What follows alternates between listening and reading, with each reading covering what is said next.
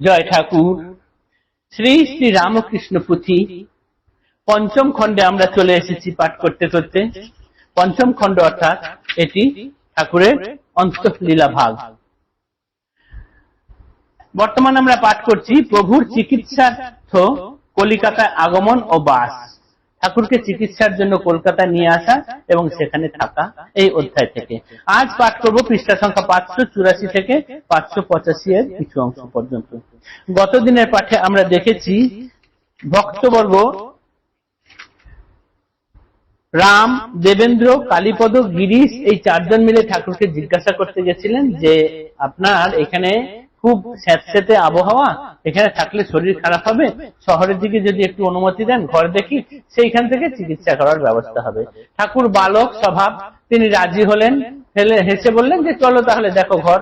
বৃহস্পতিবারে এই কথা, শনিবার ভালো দিন ছিল পঞ্জিকা দেখে, সেই শনিবারই তারা গেলেন। বাগবাজারের কাছে একটা বাড়ি স্থির হলো, সেই বাড়িতে উঠলেন। ঠাকুর দেখলেন, কিন্তু দেখে তার সেই বাড়িটি পছন্দ হলো না। সঙ্গে সঙ্গে চলে গেলেন বলরাম বসুর বাড়িতে, সেইখানে থাকতে শুরু করলেন। আচমকা বলরাম বসুর বাড়িতে যাওয়ার ফলে সেইখানেও জনারণ্য সৃষ্টি হয়ে গেল, লোকমুখে রাষ্ট্র হয়ে গেল কথা যে ঠাকুর এখানে এসেছেন। সর্বদাই মানুষের ভিড় লেগে রইল। বলরাম বসুর বাসভবন যেন জগন্নাথ ক্ষেত্রে পরিণত হয়ে গেল। ভক্তরা একটু খুশি হয়েছিলেন মনে মনে যে ঠাকুরকে কাছ থেকে পাবেন, অনেকেই মাঝে মাঝে এসে দেখা করতে পারবেন। কিন্তু এখন দেখা গেল যথোপযুক্ত বাড়ি না পাওয়ার ফলে বলরাম বসুর বাসভবনে থাকার জন্য ঠাকুরের কাছে অনবরত লোকের ভিড় লেগে থাকছে। এবং যারা সেই ভিড়ে আসছে তারা কিন্তু ঠাকুরের শরীর খারাপ বা রোগের কথা অতটা তুলছেন না মনে। ঠাকুরকে দেখা এবং ঠাকুরের কথা শোনা, এটিই তাদের কাছে মূল হয়ে দাঁড়াচ্ছে। ঠাকুরের রোগের কথাটা যেন উচ্চ হয়ে যাচ্ছে। আজ আমরা এইখান থেকেই পাঠ শুরু করব। প্রভু যে পীড়িত এত কেহ নাহি ভাবে, দর্শনে সবে মহানন্দ নীরে ডুবে। পূর্ববৎ সমভাবে ব্যাধির বিক্রম, কখনো কিঞ্চিত বৃদ্ধি কভু কিছু কম। ইংরেজ ডাক্তারে দিতে চিকিৎসার ভার, ঠাকুর তাহাতে নাহি করিলা স্বীকার। চিকিৎসার ভার তবে হইল পশ্চাতে, প্রতাপ মজুমদার ডাক্তারের হাতে। শহরের একজন সুবিজ্ঞ ডাক্তার, হোমিওপ্যাথিক মতে চিকিৎসা তাহার। যথাসাধ্য ব্যাধির নিরূপণ করি, খাইতে দিলেন ছোট ছোট সাদা বড়ি। প্রভুর বালক অপেক্ষা শরীর দুর্বল, ঔষধ সেবনে ঘটে বিপরীত ফল। প্রতাপান্বিত যশে দেশ জুড়ে, এখানে প্রতিকারে বুদ্ধি যায় মুড়ে। কিছুতেই কোনো মতে কিছু না হে ফল, প্রতিকারে রোগ করে দুনগুণে বল। ইহাতেও তিল নাই প্রভুর বিশ্রাম, তত্ত্ব কথা নৃত্য গীত চলে অবিরাম। দর্শন আসে যে বা যে কোনো আশায়, আশার অতীত প্রভু অনায়াসে পায়। এইবার কি হলো, ঠাকুরের কাছে যারা দেখতে এলেন ঠাকুরকে, তারা তো নিজেরা মনে মহা আনন্দে হয়ে ঠাকুরকে দেখতে পাচ্ছেন, ঠাকুরের কথা শুনছেন, এই ভেবে তারা মহা আনন্দে ডুবে থাকছেন। কিন্তু ঠাকুরের রোগের কথা কেউ বিশেষ জিজ্ঞাসাও করছে না, ভাবছেও না। এদিকে ঠাকুরের ব্যথা বা রোগ সেটি কখনো ঝেপে আসছে, কখনো কম হচ্ছে, কখনো বেশি হচ্ছে, এই রকমই চলতে থাকছে। এই মতাবস্থায় ভক্তরা বললেন ইংরেজ চিকিৎসকের কথা, কিন্তু ঠাকুর তাতে সায় দিলেন না। তারা তখন এই ইচ্ছা থেকে বিরত হলেন এবং এখানকার ডাক্তার ডক্টর প্রতাপ মজুমদারের হাতে চিকিৎসার ভার তুলে দিলেন। তিনি ছিলেন তদানীন্তনকালের দেশ বিখ্যাত হোমিওপ্যাথিক ডাক্তার। তার যশ দেশ জোড়া এবং তিনি নানান দিক নিরূপণ করে ঠাকুরকে বড়ি দিলেন খেতে। কিন্তু যার দেশ জোড়া খ্যাতি, তার এখানে তার সেই যশ খ্যাতি কাজে লাগলো না। ঠাকুরের রোগ দিনের পর দিন বেড়েই যেতে থাকলো। তখন এইবার ভক্তরা চিন্তায় পড়ে গেলেন কি করা যায়। আর ঠাকুর এদিকে তেমন কিছু গুরুত্ব দিচ্ছেন না।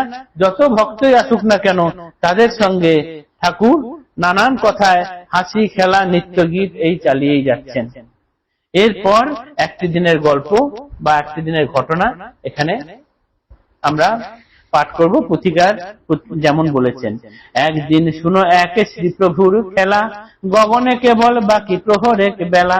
গৌরাঙ্গ ভক্ত এক ব্রাহ্মণ নন্দন, নামাবলী ছিটে ফোটা অঙ্গে সুশোভন।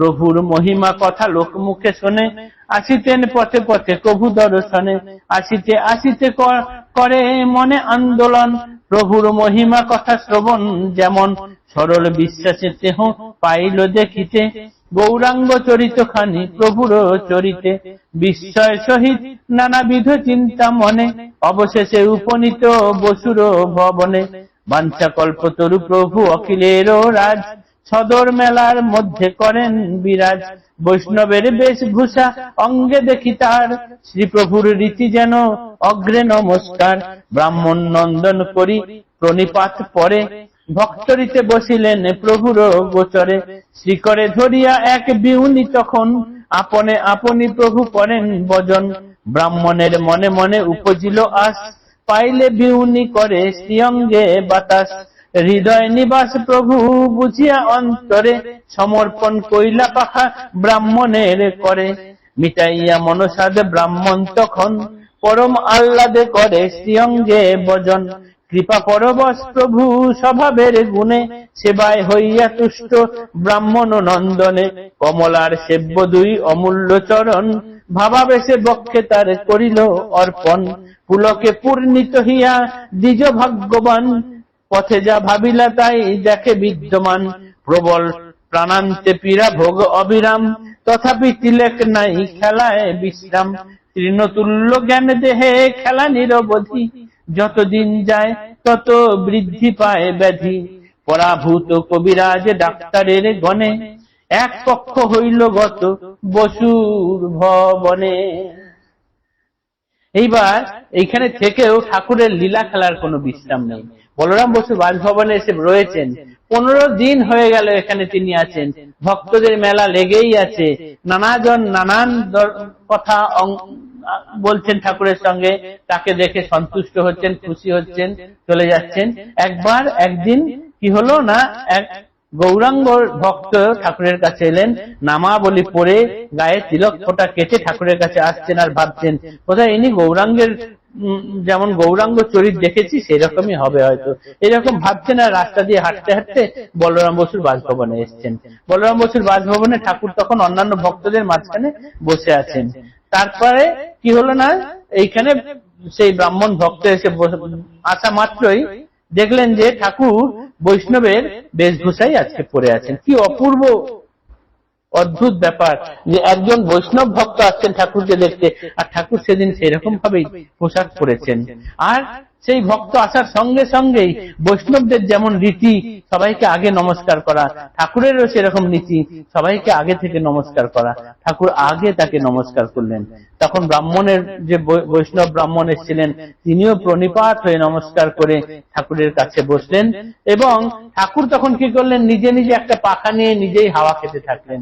সেই পাখায় হাওয়া খাওয়া দেখে ঠাকুর বৈষ্ণব মনে করলেন, ইস, যদি এই পাখাটা আমি হাতে পেতাম, ঠাকুরের শ্রীঅঙ্গে একটু বাতাস করতে পারতাম। এইটি তার মনে মনে আশা হলো। আর ঠাকুর তিনি হৃদয়ের কথা বুঝতে পারেন, তিনি সঙ্গে সঙ্গে সেই পাখাটি ব্রাহ্মণ নন্দনের হাতে দিয়ে দিলেন, দিয়ে বললেন বাতাস করো।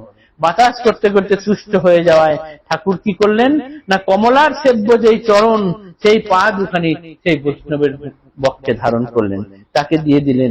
বৈষ্ণব নন্দন তখন পুলকিত হইয়া ভাবাবেশে বক্ষে তার করিলা অর্পণ, কমলার সেব্য সেই অমূল্য চরণ, পুলকে পূর্ণিত হইয়া দ্বিজ ভাগ্যবান, পথে যা ভাবিল তাই দেখে বিদ্যমান। ঠাকুরকে রাস্তায় যেরকম ভাবে দেখেছিলেন এখানেও তাই হয়ে গেল। নিজের দেহটাকে তৃণতুল্য জ্ঞান করে তিনি তার নিজের জীবনে যে খেলা খেলতেন সেই খেলাই চিরদিন চালিয়ে গেলেন। যত দিন যাচ্ছে তত রোগের প্রকোপ বৃদ্ধি পাচ্ছে, যত ডাক্তার যত কবিরাজ ছিল তারা হার মেনে যাচ্ছেন। 15 দিন হলো এখানে ঠাকুরের এইরকম অবস্থা চলছে। আজ আমরা এইটুকু দেখেই পাঠ সমাপন করছি।